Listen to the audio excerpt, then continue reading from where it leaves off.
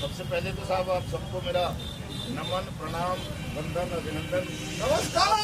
लोग जो है यहाँ उपस्थित हैं, आज बड़ी खुशी की बात है। और जैसा कि मैंने साहब डीएम साहब को बोला था कि साहब मेरी लाज रख लेना, तो ये हम सबकी लाज है, पूरे अलीगढ़ की इज्जत की बात है, सब सम्मान की बात है।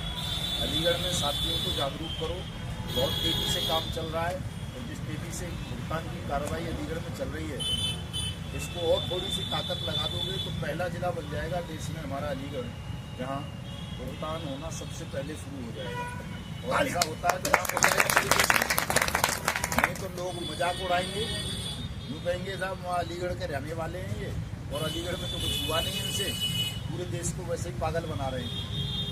तो ये पागलपन का जो कलंक का टीका लगने वाला है वो खत्म हो जाएगा। इसलिए अलीगढ़ के तमाम साथी घर घर जाइए, घबराइए मत, और जो कानून में लिखा है, जो ये अधिकारी बोलते हैं, अखबारों में छप रहा है, वही बताइए बस। अपनी तरफ से कोई झूठ बोलने की जरूरत नहीं है साहब किसी को, वही बताइए। और 18 मार्च को जब हम कमिश्नर साहिबा से मुलाकात करने यहाँ आएंगे, उस दिन हज़ारों की संख्या में लोग होने चाहिए।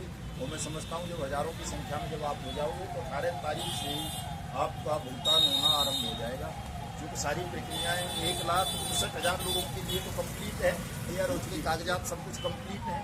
बाकी जिन लोगों के नहीं हुए हैं उनको कहो कि आवेदन करें। तहसील स्तर पर कह दिया है डीएम साहब ने भी कि तहसील स्तर पर सब अपने भुगतान के आवेदन कर सकते हैं, वहाँ जा करके उनका भी काम हो जाएगा। और एजेंट साथी ध्यान रखें, सब बहुत सारे फार्म साहब रिजेक्ट हो गए क्योंकि किसी ने एड्रेस नहीं लिखा उसमें कंपनी का, किसी ने ब्रांच का एड्रेस नहीं लिखा, किसी ने कुछ कर दिया, किसी ने कुछ कर दिया, तो ऐसे फार्म रिजेक्ट कर दिए गए सभी। तो दोबारा से भरवा दें या अपना चेक कर लें पहले यहाँ की, तो 1,59,000 फार्मों में आपका फार्म है या नहीं है। नहीं है तो दोबारा से भरना अपनी तहसील पर जाकर। ये बात तमाम निवेशकों को भी समझाइए। और ये भी बताओ साहब भाई आओगे 18 मार्च को, बात मत करो भाई, सुन लो, बात मत करो, तुम रोज बात कर लो, सुन लो। 18 मार्च को अगर आप आ जाओगे कमिश्नर के यहाँ तो निश्चित रूप से आप सबका भुगतान हो जाएगा। ये बात खुल के कहिए, ऐसा कानून में लिखा हुआ है। तो हम ऐसे ही नहीं कह रहे कि साहब कोई जनसभा में मोदी जी ने कह दिया अगर 15 लाख दे दूंगा सबको मेरी सरकार आ गई, ऐसा नहीं है।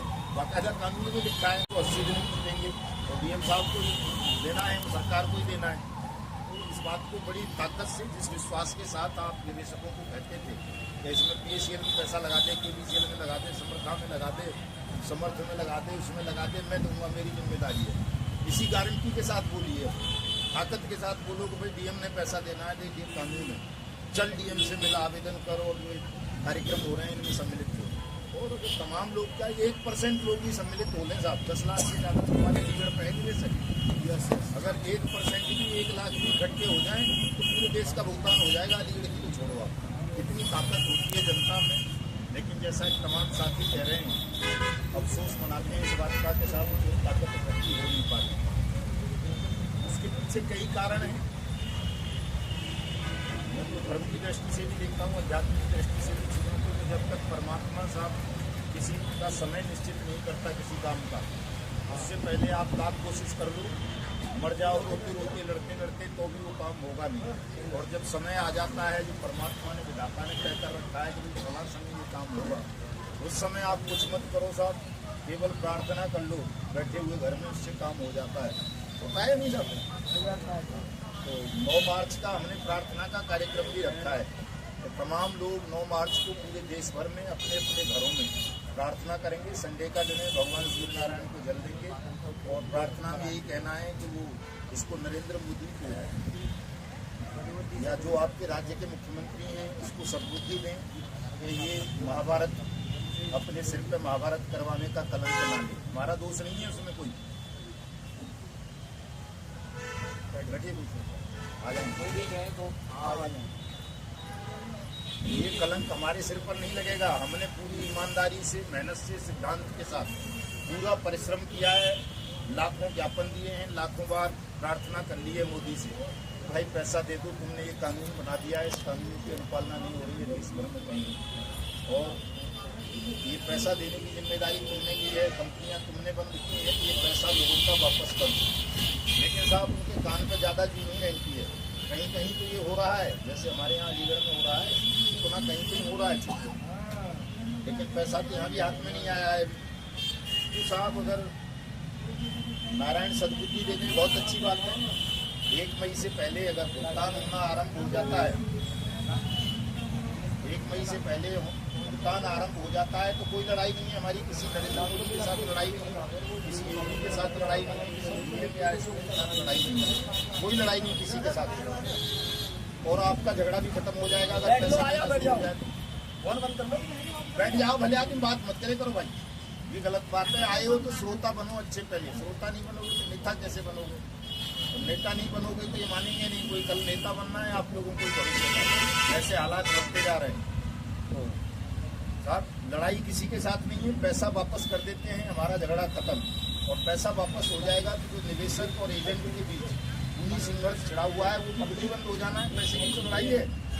और अगर भुगतान नहीं करती है सरकार तो राघव साहब ही शायद दे रहे थे 2027 का टाइम, 2027 तक का कोई टाइम नहीं देना, कोई मतदान का बहिष्कार नहीं करना है किसी को, मतदान करवाना ही नहीं, मतदान ही खत्म करवा देंगे। बांग्लादेश हमारा पड़ोसी देश है, वहाँ मतदान हुआ, सरकार बदल दी ना लोगों ने, बिना मतदान के बदली नहीं है ना, मारा और उसको भगा दिया, जान बचानी है तो भाग जाए बांग्लादेश छोड़ के। ठगी तो थी वो, दूसरे ठग ने उसको शरण दे दी, हमारे वाले ने, मोदी ने। हम भी ऐसा ही करेंगे। अभी चेतावनी दे रहा हूँ मैं सब जगह, या तो भुगतान कर दे 1 मई से पहले, नहीं करेगा तो इतनी जनता को हम जगा के दिल्ली पर चढ़ाई करेंगे कि तुझे भागने भी नहीं देंगे शेख हसीना की तरह, है ना, झोला उठा के चल दूंगा साहब, मेरी क्या है तो वकील कुछ नहीं है, झूठा है, ठग है, बेईमान है नंबर 1 का। भागने नहीं देना उसको किसी को भी, ना मोदी को, ना मोदी के सहयोगियों को, ना किसी ठग को। बल्कि जो भागते हैं उनको भी घसीट के लाना है, चाहे वो कोई अमेरिका जाके बस गया है, ऑस्ट्रेलिया बस गया है या कहीं भी बस गया है। अंत कर देना है इनके पूरे शासन का, सिस्टम का, साम्राज्य का। क्योंकि झूठ पर झूठ बोलते जा रहे हैं, पीड़ा बढ़ती जा रही है, लोग रोज मर रहे हैं। हमारे ठगी पीड़ित आज भी बहुत है, अपने आत्महत्या कर रहे हैं साहब। जो बाराबंकी में कर दिए, फतेहपुर में गोली चल गई, एक एजेंट को निवेशक ने गोली मार दी, एक तो जयपुर में फांसी लगा दी एक लड़के ने, सहारा के एजेंट। इनका बीजेपी का नेता था, खुद दतिया का, वो मर गया जहर खा के पूरे परिवार से, सहारा का एजेंट था।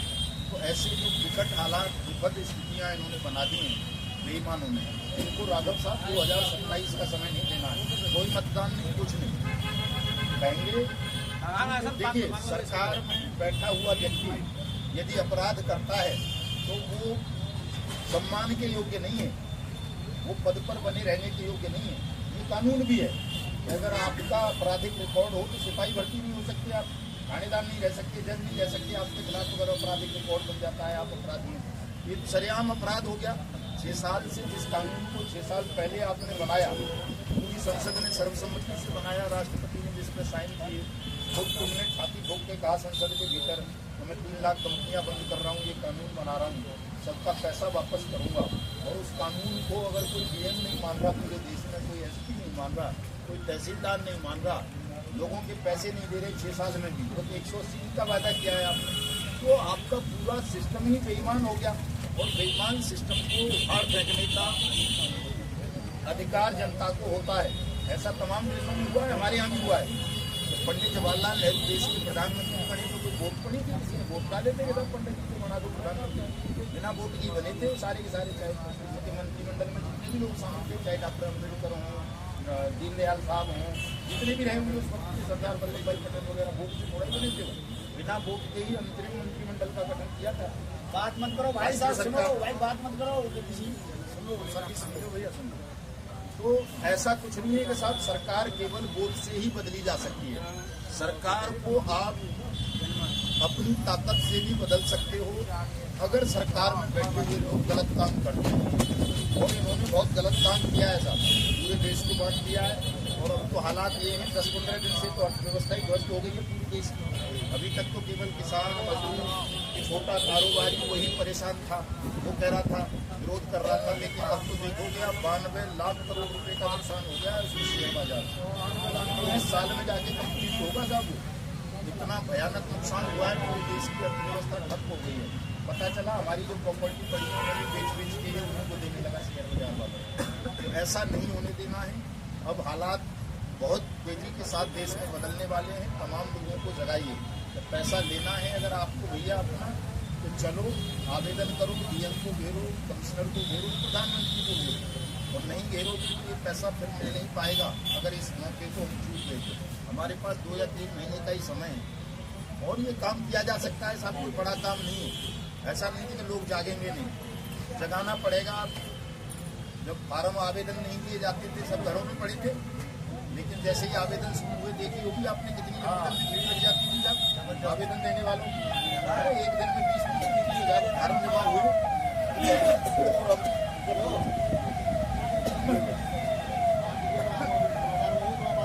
अब जब बुलाते हैं तो नहीं आते हैं लोग, घरों में बैठे हुए हैं, लड़ तो रहे हैं 15-20 बाबर है।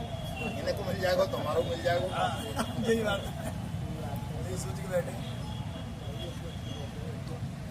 ऐसा नहीं है साहब, कानून ये कहता है सबको अपने अपने हिस्से का आवेदन भी करना पड़ेगा, अपने अपने हिस्से की लड़ाई भी लड़नी पड़ेगी, तभी पैसा मिलेगा सबको।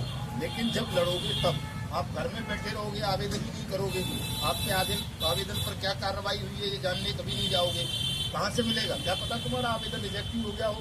तो लोगों को थोड़ा सा तथ्यात्मक ढंग से चीज़ों को समझाओ और जब समझ में आ जाएगी सब निकल पड़ेंगे। ऐसा नहीं है कि साहब निकलेंगे नहीं, निकलते हैं लोग। कोई ऐसा मतलब कायरों का देश नहीं है हमारा, साहब लोग लड़ना ही नहीं जानते, निकलते नहीं है, निकल रहे हैं।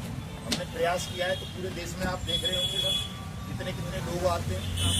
कर्नाटक में 9 अप्रैल का टाइम दिया है मुख्यमंत्री ने मिलने का, सभा के बीच ही आएगा लोगों को।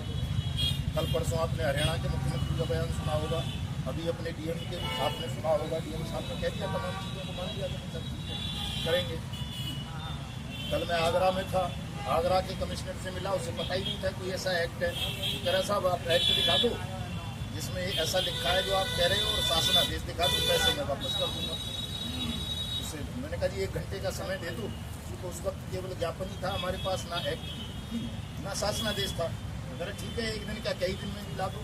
उसे अंदाजा था शायद 1 घंटे में ला नहीं सकेंगे या कई दिन बाद भी नहीं आएंगे दोबारा, लेकिन हमने वो डाउनलोड करवा के तमाम चीज़ें एक्ट दी, हमारी गाड़ी भी थी, उसको दे दी, मान लिया उसने कि ठीक है साहब कल से कार्रवाई शुरू कर दूँगा, होली बाद आके आप जब मर्जी लेना मैं करूँगा पेमेंट।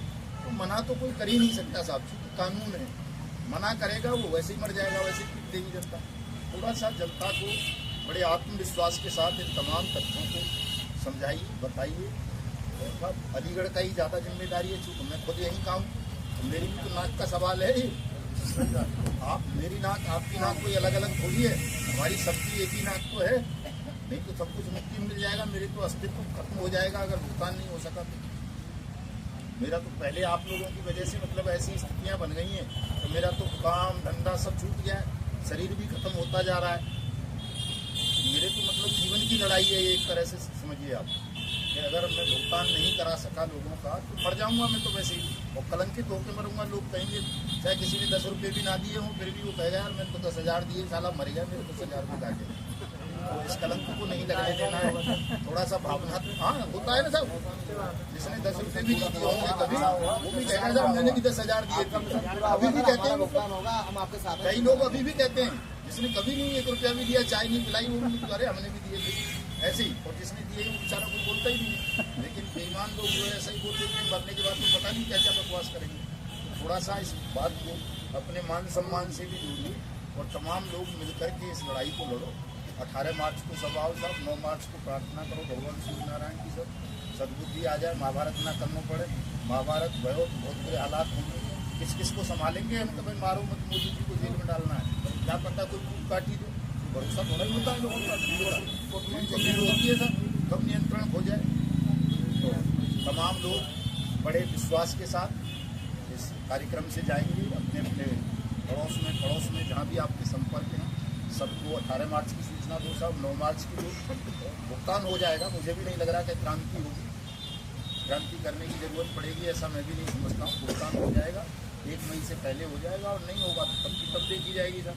शांति का प्रयास करना तो हमारा सबका धर्म है कि हम शांति के से पैसा वापस पाने का प्रयास करें। वो अंतिम विकल्प हमने बताई दिया है, वो है ही इसको। अगर परमात्मा ने यही तय कर रखा है कि क्रांति करवानी है, आप लोगों के माध्यम से करवानी है, मानसिक रूप से तैयार हैं हम। तो आप सबका पुनः बहुत बहुत धन्यवाद। जय हिंद।